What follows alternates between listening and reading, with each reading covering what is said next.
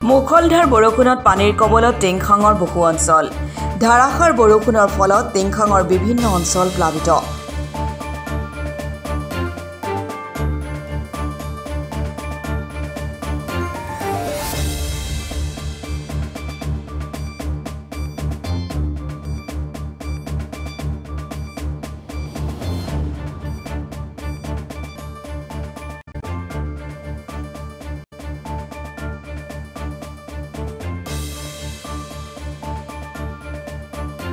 কৃত্ৰিম পানৰ কবলত নীলমণি চাহ বাগিচাৰ 2 নম্বৰ আৰু 6 নম্বৰ লাইনৰ বহু ঘৰ ইতিমধ্যে জলমগ্ন হোৱাৰ লগতে খেতিপথাৰ নষ্ট হৈছে।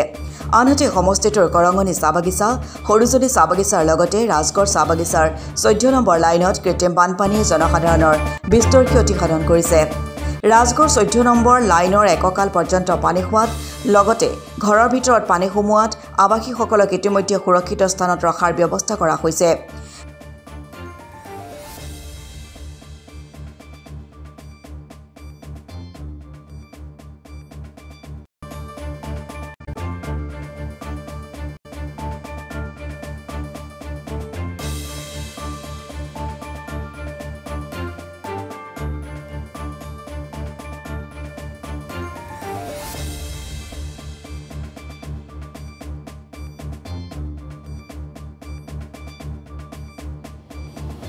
দেওবাৰে বিয়লি আক্ৰান্ত অঞ্চলসমূহ পৰিদৰ্শন কৰে টিংখাঙৰ প্ৰাক্তন বিধায়ক তথা প্ৰাক্তন মন্ত্ৰী এটুৱা মুণ্ডাই।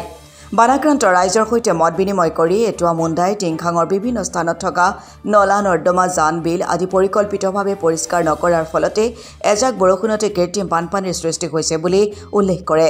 আনহাতে বিজেপি চৰকাৰে অসমৰ স্থানীয় পুৰুষিতক বঞ্চিত কৰি বাহিৰৰ পণ্ডিত আনি নমামি বৰাক ব্ৰহ্মপুত্ৰ আয়োজন কৰা পাপৰ ফলতে অসমত বানপানী আৰু কৃত্ৰিম বানপানীৰ পৰিমাণ বৃদ্ধি হৈছে বুলি তাৎপৰ্যপূৰ্ণ মন্তব্য আগবঢ়ায় জ্যেষ্ঠ কংগ্ৰেছ নেতাগৰাকীয়ে।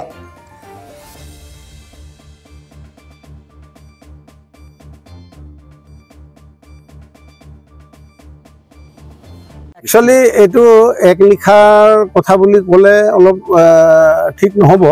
আচলতে চৰকাৰৰ এইটো আমাৰ ভুল নীতিৰ কাৰণে আৰু ইহঁতৰ ভুল প্লানিঙৰ কাৰণে এইটো হ'বলৈ পালে। এনেকা বৰষুণটো হাজাৰ হাজাৰ বৰষৰ পৰা হৈ আছে। নীলমণি বাগান কোনোদিন এনেকা হোৱা নাই। কৰগনি বাগান, এই সৰজনী বাগান, এতিয়া এই চিলিং গ্ৰানটো সেই তেনেকৈ প্ৰত্যেকটা মানুহৰ ঘৰত পানী সোমাই গৈছে।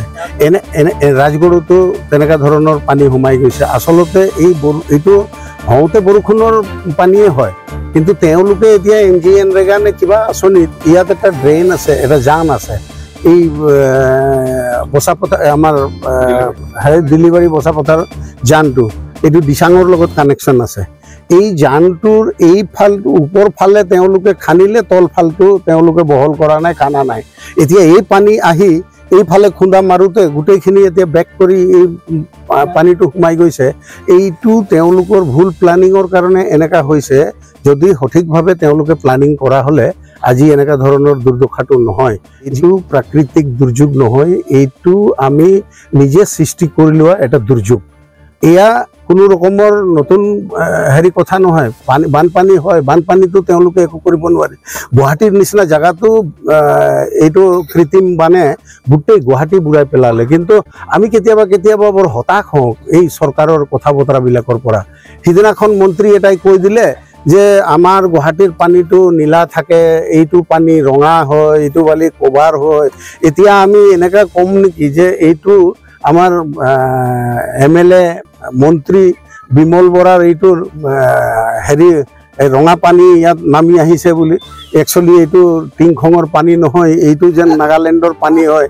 এইবিলাক বিভ্ৰান্তমূলক কথা তেওঁলোকে কৈ মেলি মেইন কথাবিলাকৰ পৰা তেওঁলোকে ফালৰি কাটিবলৈ বিচাৰিছে। আচলতে মূল কথাটো হ'ল এই বিজেপি চৰকাৰটোক অলপ পাপে ছুইছে। এইটো কাৰণে পাপে ছুইছে। আপোনালোকে জানে আজিৰ পৰা 3 বছৰমানৰ আগতে এই নমামি ব্ৰহ্মপুত্ৰ আৰু নমামি বৰাক বুলি তেওঁলোকে এটা কৰিলে। আমাৰ অসমত কি কোনো বামুণ গোসাঁই নাই নেকি? তেওঁলোকে এই ক'ৰ বাহিৰৰ পৰা বামুণ গোসাঁই আনি আমাৰ ব্ৰহ্মপুত্ৰক অসন্তুষ্ট কৰাৰ এটা কাম কৰিলে। যিদিনাই তেনেকুৱা প্ৰগ্ৰাম কৰিছিলে সেই প্ৰগ্ৰামটোতে তেওঁলোকৰ তাত পানী সোমাইছিলে। আপোনালোকৰ জনা আছে কিজানি।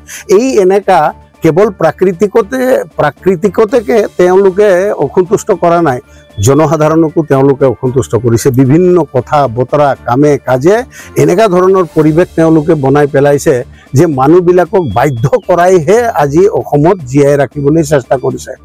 আজি এই বিজেপি চৰকাৰৰ ভুল নীতিৰ বাবে বা যিখিনি পৰিকল্পনা কৰিছে, আমাৰ একচুৱেলি দিল্লীবাৰী ঘাঁহি পথাৰ পৰা যি আমাৰ দিৰৈলৈকে আমাৰ একচুৱেলি এই নৈখন আমাৰ এই উপনৈখন আমাৰ দিচাং নৈখনত চুৱেগে।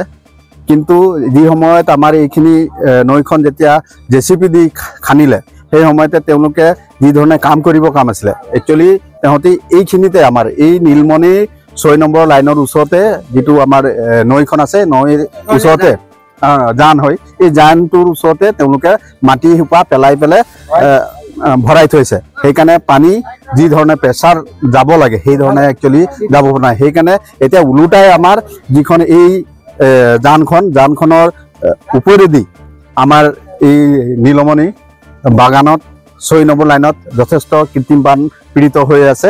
প্ৰায় ইয়াত 50ৰ ওপৰত পৰিয়ালে এতিয়া মানে 50তকৈ ওপৰত আপোনাৰ ৰাইজে ইয়াত মানে বানাক্ৰান্ত পীড়িত হৈ আছে। Bureau report Assam today.